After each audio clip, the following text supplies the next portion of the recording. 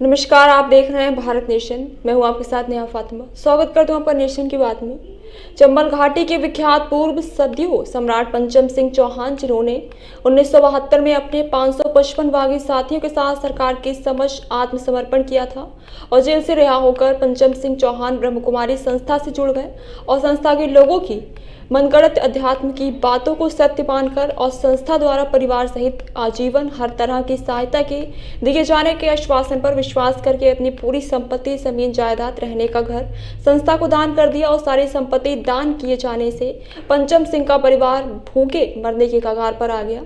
जब तक पंचम सिंह शारीरिक रूप से स्वस्थ थे, तब तक संस्था ने पंचम सिंह की पब्लिसिटी का भरपूर इस्तेमाल किया। पूरे भारत सहित देश विदेश में पंचम सिंह के बड़े बड़े कार्यक्रम करवाए और डाकू से राजयोग बनने की कहानी सुनाकर करोड़ों रुपए कमाए।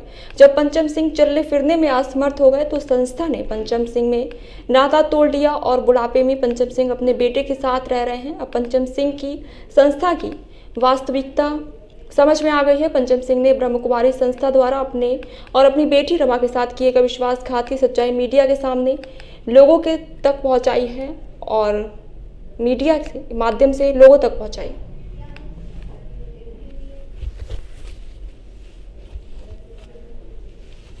राज्यों में कार्यक्रम करवाए 28 राज्यों में।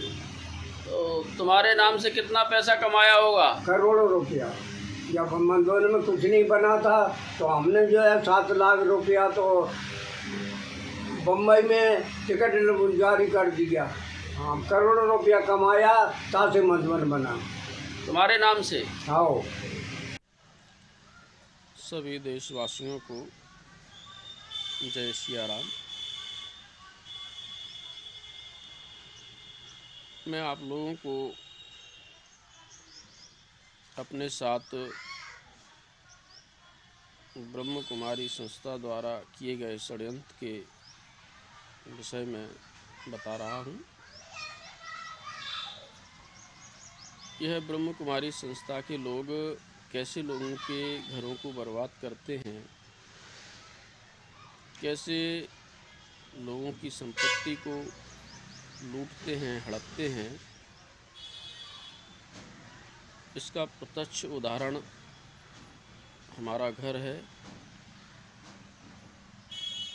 जिसकी सार्वजनिक सत्यता आप लोग हमारे यहाँ आकर देख सकते हैं।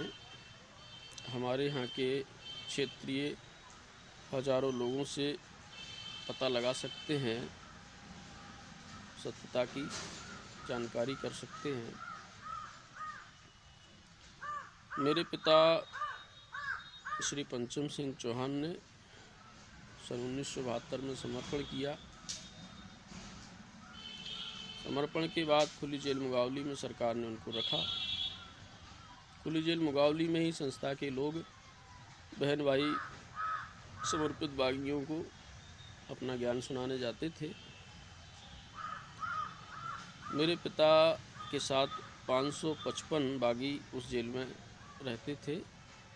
सभी को संस्था के लोग ज्ञान सुनाते थे, लेकिन कोई भी बागी संस्था के लोगों के मनगढ़ंत ज्ञान के भ्रम जाल में नहीं फंसा।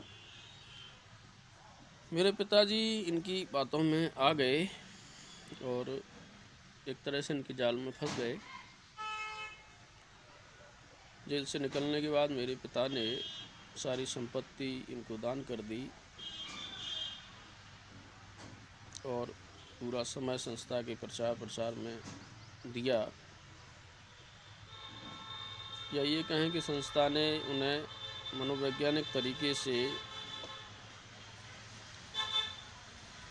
अपने पक्ष में करके सारी संपत्ति दान के नाम पर लूट ली और अपने संस्था का प्रचार प्रसार करवाने और पिताजी के कार्यक्रम, बड़े बड़े पब्लिक प्रोग्राम करवा के करोड़ों रुपए कमाने में पिताजी की पब्लिसिटी का उपयोग किया। देश विदेशों में प्रोग्राम करवाए और जब हमारे पिता वृद्ध हो गए, यहाँ हम बता दें कि मेरी बहन रमा, उनका भी इस संस्था में समर्पण हुआ था। उनकी शादी हो गई थी और अनैतिक रूप से इन ब्रह्म कुमारी संस्था के लोगों ने उनका समर्पण कर लिया, उनको ब्रह्म कुमारी बना दिया और उनसे ससुराल से जेवर मंगवा के हड़प लिए। 10 तोला सोने की लगभग पिताजी जैसा बताते हैं।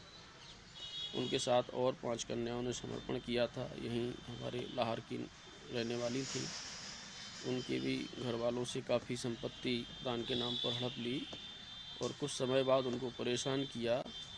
मेरी बहन और बाकी 5 कन्याओं ने संस्था छोड़ दी। उनका भी जीवन बर्बाद हुआ।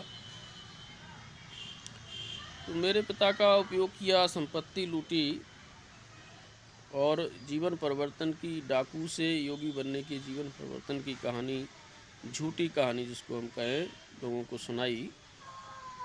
और जब हमारे पिता वृद्ध हो गए, चलने फिरने में असमर्थ हो गए, प्रोग्राम करने की स्थिति में नहीं रहे, तो संस्था ने नाता तोड़ लिया। मेरे पिता मजबूर और परेशान होकर अपने घर हमारे पास रहने लगे। धीरे धीरे पिता को ये समझ में आया अपनी परेशानी और घर के हालात, हम लोगों के परेशान दुखी जीवन को देख के, कि उन्होंने कहीं ना कहीं गलत किया है और इस संस्था ने उनको ठगा है, उनके साथ विश्वासघात किया है।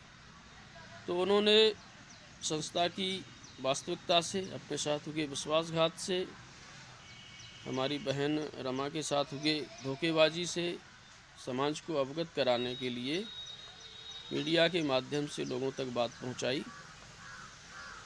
ये संस्था के लोग घबराए और इन्होंने